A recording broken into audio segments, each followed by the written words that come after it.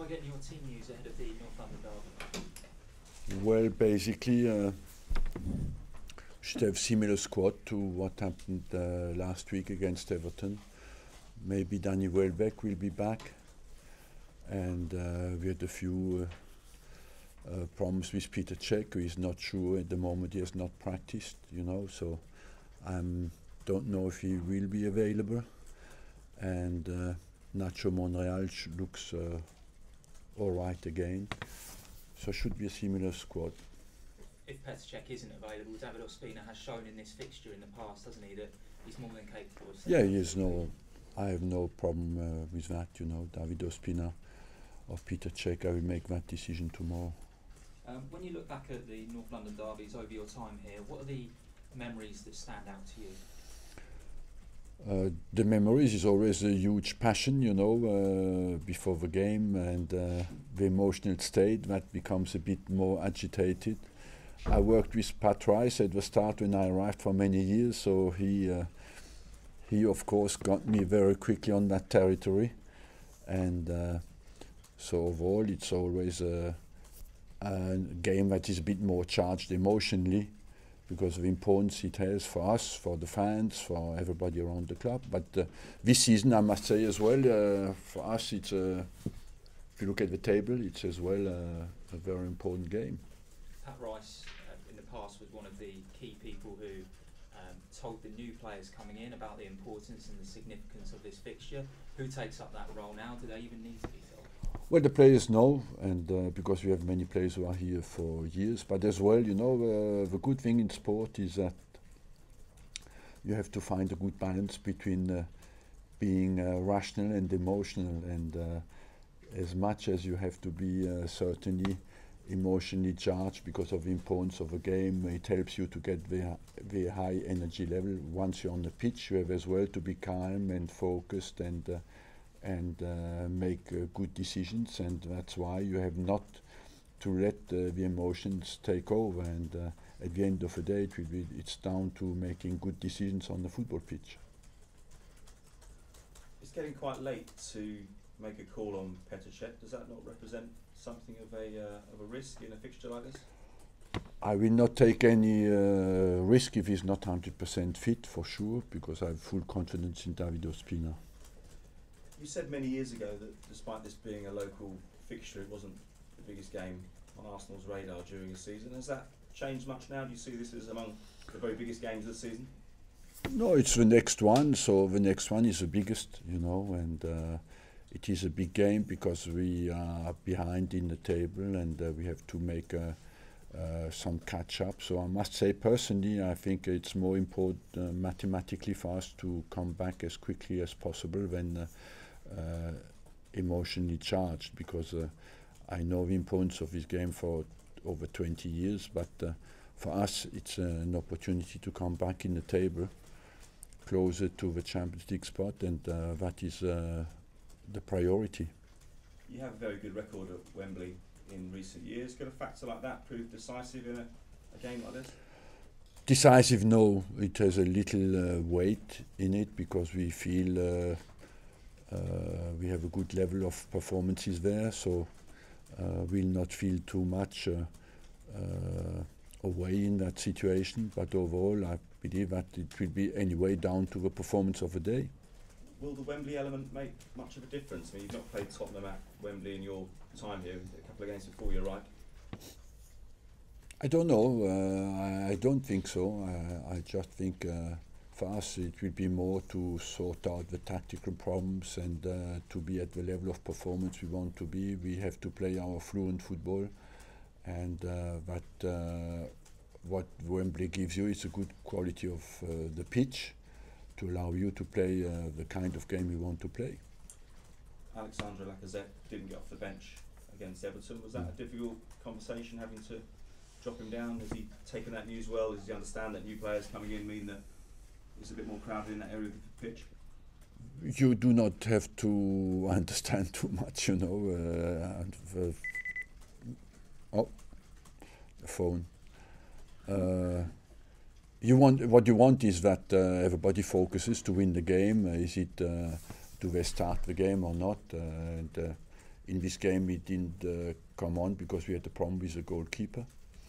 But overall, you do not want as well the players too much to understand why they don't play. They don't understand, and I agree completely with them. They want all to play, and that's natural and normal. Is there a better striker in Europe right now than Harry Kane? Obviously, hit the 100 mark in the Premier League. If you look at the numbers, no, because he has high numbers. But I believe that what you want in a game like that is to keep him quiet, and our strikers who are top class in Europe as well to express that talent. Their manager, Mauricio Pochettino, gave some comments the other day. He said that football is about tricking the opponent. He almost seemed to be defending the acts of diving. What does someone like you make of that? Football, I'm convinced that he wanted to say tricking your opponent is to say you have to be clever, you know. How far was it an apology for diving? I'm not sure at all, you know. I don't think it would. In my personal case, no. So overall, I must say we have to get the diving out of the game. I remember there was tremendous cases here when it was the foreign players who did it. But I must say the English players have learned very quickly, and they are maybe the masters now. Some comments a few days ago from the Borussia Dortmund CEO saying that Pierre-Emerick Aubameyang withheld performances before he joined Manchester United. Did that ring any alarm bells in your head about his character, his personality, perhaps? Can you repeat that? Yeah, the Borussia Dortmund CEO last week said, or earlier this week, said that Aubameyang withheld performances before he left Borussia Dortmund. I.e., he wasn't giving his best. I don't believe so. If you look well at the history, he played only one game. You know, he played. They suspended him for 2 or 3 games, one before the break and one after the break. So. He played only one game at home where they played the 2-2, I think, against Werder Bremen. So maybe was not completely ready physically to perform at his best. But I don't believe that he didn't want to perform. Just finally, from me, just looking at the Riyad Mahrez situation, do we have to accept that that's the modern game now, that is within the gift of a modern player, or would his conduct possibly make a leading manager, leading coach, leading club even shy away from signing a player who's displayed that kind of conduct? No, you want the clubs to behave well and the players to behave well. In the case of Mahrez, who I know a little bit the story, I wouldn't like to come out on that because it's very difficult for me to assess what's happening in a different club. So overall, what you want is the players to behave 100% professional and committed to the club. And I wouldn't like to assess the situation at Leicester. It's not my job to do that. Arsene, I know you just said that you think diving is something that we need to get out of football. And, I mean, do you actively tell your players not to dive? I don't tell my players to dive, you know. Do you tell them not to dive? Not to dive, yes. I don't encourage them to dive at all. But if you look at the situation, I think when sometimes you do not want to provoke a dive as well, and sometimes you want your players to be intelligent, they play a little bit with the rules, they make more of it. On the penalty case, that's a little bit, every striker will do that, you know, they extend a little bit the rules. Where is it, how far can you go? That's down to the referees and to the, I think sometimes at normal speed, it's very difficult to determine, I must say. On that front, as much I can be harsh with the referees, on that front I'm quite tolerant with the referees, because when you watch a game live, it's very difficult at 100% pace to distinguish was it a dive or not. Most of the time, when the players go into a goalkeeper, they push the ball away from goal. I think they had a good rule in England when I arrived here. When a striker pushed the ball away from a goal, they didn't give penalties, because the only resource the striker has after is to look for a penalty, you know. And In many cases, it's like that now. The guy goes in with the goalkeeper. The keeper has the hands off, but of course the guy leaves the leg as long as he can to make sure that the keeper touches him. But it's not really a penalty. The North London derby on Saturday, is it? You said you're a little bit behind Spurs and Liverpool and Chelsea.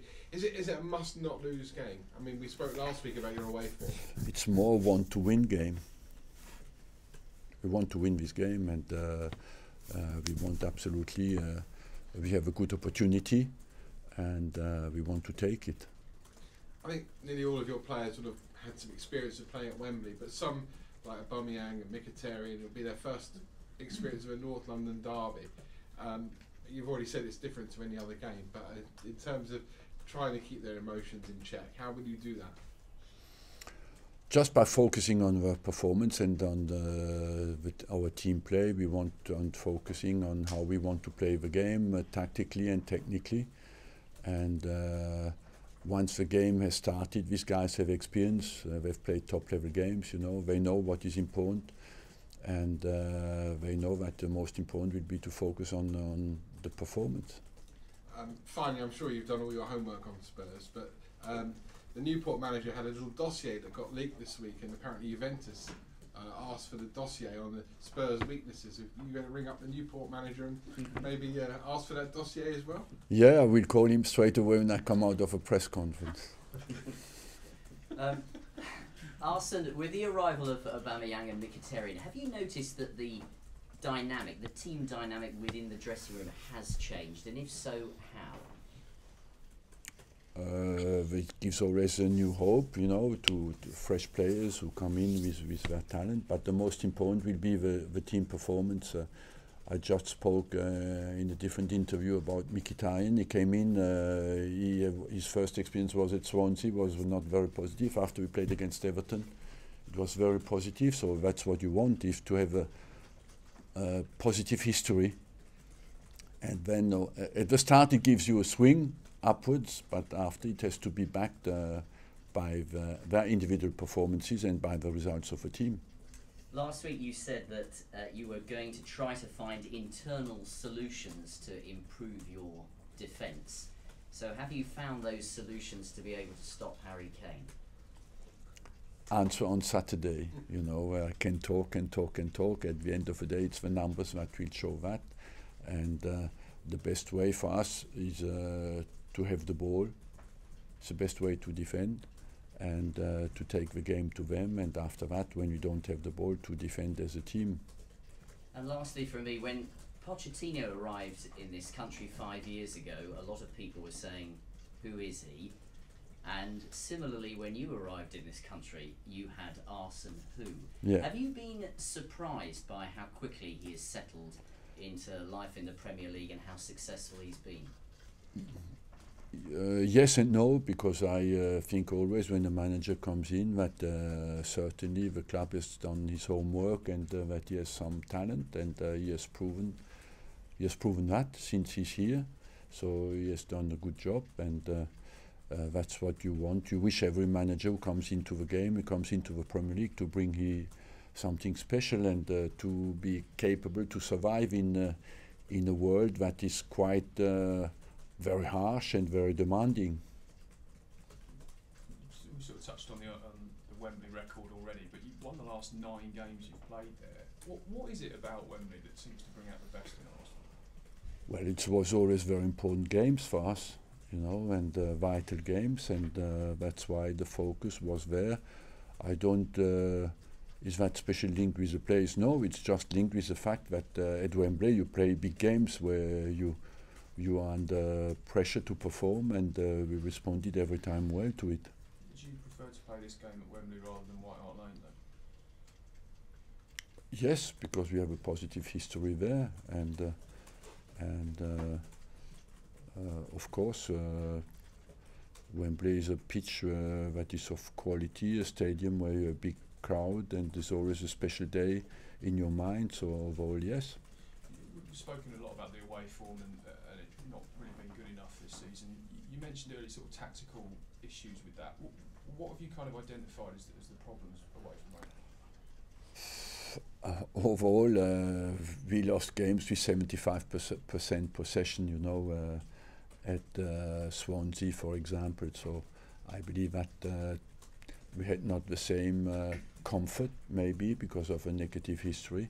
At the start, it was a bit linked with bad luck, bad decisions. I speak about Watford, West Brom, where after that, of course, you questioned about your away form. And overall, after that, it affects you because we lost the last 2 games away from home at Bournemouth. We were 1-0 up, at Swansea we were 1-0 up. And when you look at kind of mistakes we made, I'm quite optimistic because I'm sure we will not repeat that eternally. And just finally, Aubameyang and Mkhitaryan, have you got any doubts at all about throwing them into a game of this magnitude, sort of this early on in their Arsenal career, or are you confident they can deal with it? I think we are in the middle of a season, so these guys are top quality players, and why should they not repeat that kind of performances? Arsene, can I just ask you one about Mkhitaryan? There were a few people talking on Saturday before the game about how in one of his first training sessions some strikers stayed behind for some drills, and Mkhitaryan volunteered to put the balls in rather than a coach doing it. Is that, you know, good character and attitude you've seen? He's a professional, he's a very professional attitude, yes, and overall I think that's what you want from every player. I'm not surprised by that because I find that absolutely normal.